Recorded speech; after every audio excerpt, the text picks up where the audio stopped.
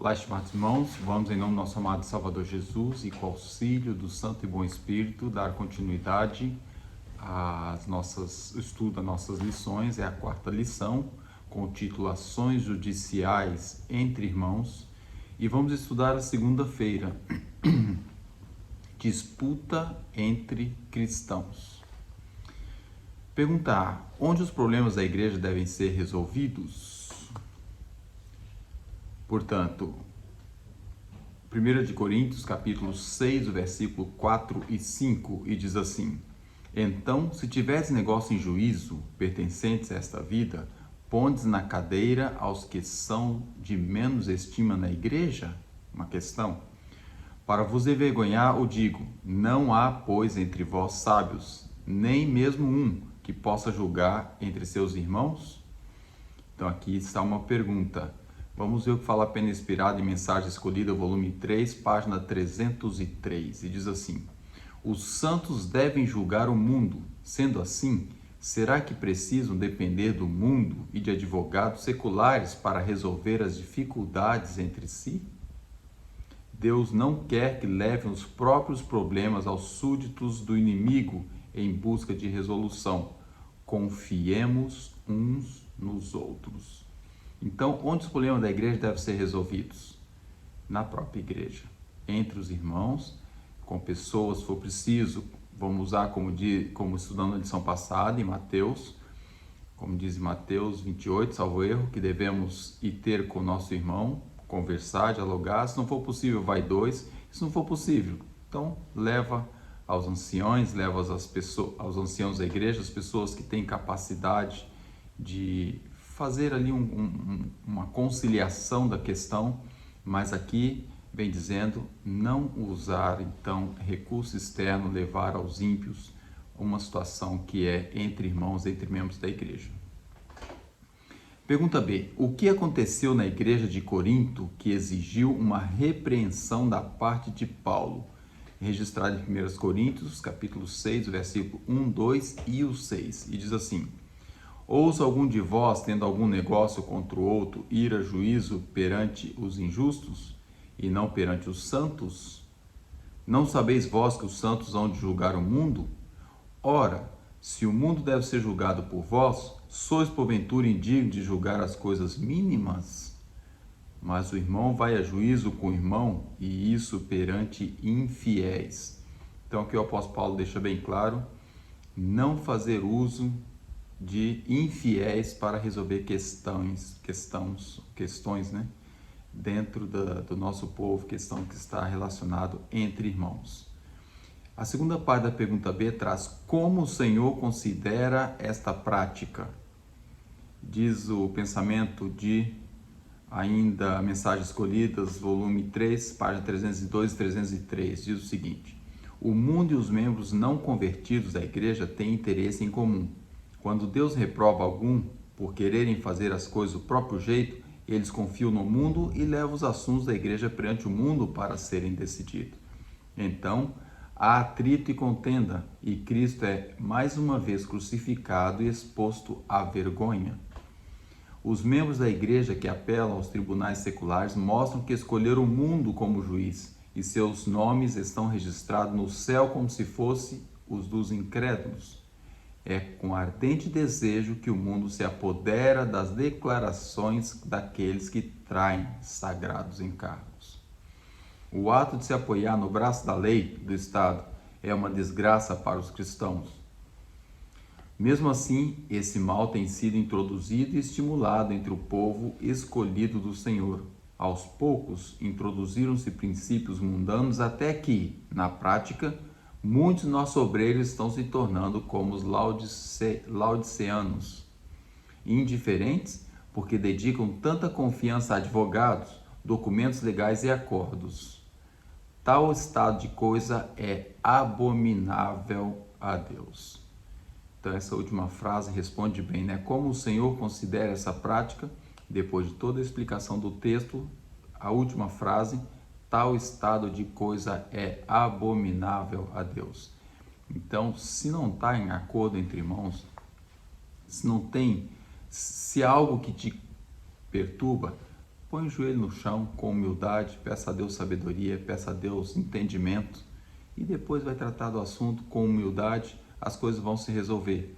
Quando o orgulho, quando o espírito do eu impera, aí realmente as pessoas vão tentar resolver, não consegue, vai levar lá para fora. Mas devemos lembrar que Deus está vendo e que Ele não aprova nada disso e que tal estado de coisa é abominável aos seus olhos. Portanto, fica aí bem clara a instrução para nós. Pergunta C. Onde podemos encontrar a solução para os problemas existentes entre os membros da igreja? Onde? 1 Coríntios 6, versículos 7 a 11, primeiro texto, traz o seguinte: na verdade, e já realmente uma falta entre vós teres demanda uns contra os outros. Por que não sofreis antes injustiça? Por que não sofreis antes dano? Mas vós mesmos fazeis a injustiça e fazeis o dano, e isso aos vossos irmãos. E isso aos irmãos. Não sabeis que os injustos não hão de herdar o reino de Deus? Não erreis, nem os devassos, nem os idólatras, nem os adultos, nem os efeminados, nem os sodomitas, nem os ladrões, nem os avarentos, nem os bêbados, nem os maldizentes, nem os roubadores herdarão o reino de Deus. E o que alguns têm sido, mas haveis sido lavados, mas haveis sido santificados, mas haveis sido justificados em nome do Senhor Jesus Cristo e pelo Espírito de nosso Deus. Então aqui é bem claro. Como encontrar a solução aos problemas existentes entre os membros da igreja? É simples. Aqui há uma lista daqueles que não herdam o reino de Deus e não devem fazer parte da igreja. Se você faz parte de uma lista dessa, teu caso é complicado. Por outro lado, tem que entrar no último texto, né? A pessoa tem que ser então lavado, santificado, tem que se arrepender de tudo aquilo. Mas o fato é que a solução para o problema existente entre os membros da igreja é Cristo, buscar a Deus. Mas vamos continuar lendo 1 de João 1, 7 e 9. Diz assim: mas se andarmos na luz como Ele na luz está, temos comunhão uns com os outros.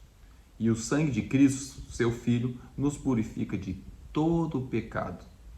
Se confessarmos nossos pecados, Ele é fiel e justo para nos perdoar os pecados e nos purificar de toda injustiça.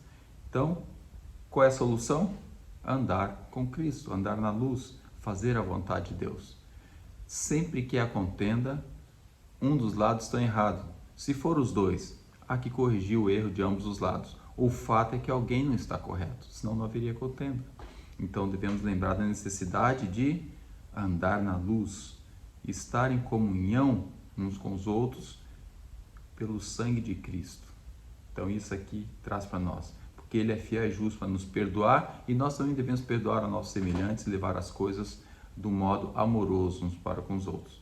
Ainda Provérbios capítulo 28, versículo 13, traz assim: o que encobre as suas transgressões nunca prosperará, mas o que as confessa e deixa alcançará a misericórdia. É maravilhoso o texto, é uma promessa maravilhosa.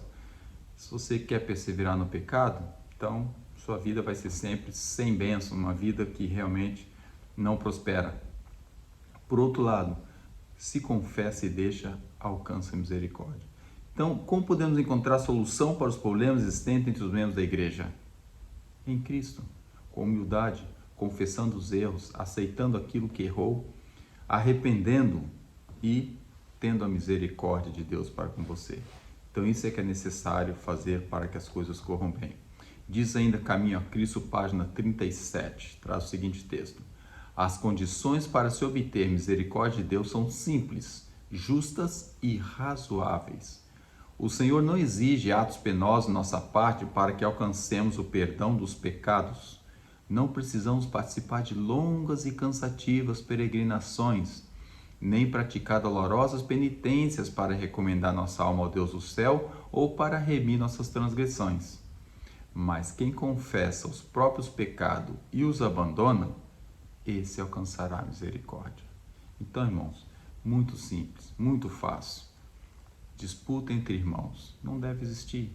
Se ela começar a acontecer, humildade, comunhão com Deus, amor fraternal. E imagine que Jesus estivesse ali também reunido nessa dissensão, ou reunidos nessa disputa, ou reunidos ali junto para resolver a questão. Como é que você agiria se o próprio Cristo estivesse ali? Então, dessa maneira devemos agir, lembrar da necessidade de confessar o que está errado, abandonar o que está errado, ter a misericórdia de Deus, e porque as condições que Deus tem para nós é simples, é justa, é razoável, é fácil. Então, irmãos, vamos lembrar da necessidade de ser humilde, ser amoroso, ter longanimidade com aqueles que não estão, às vezes, numa condição tão tranquila como a nossa. Às vezes é fazer uso do silêncio para depois tratar da circunstância.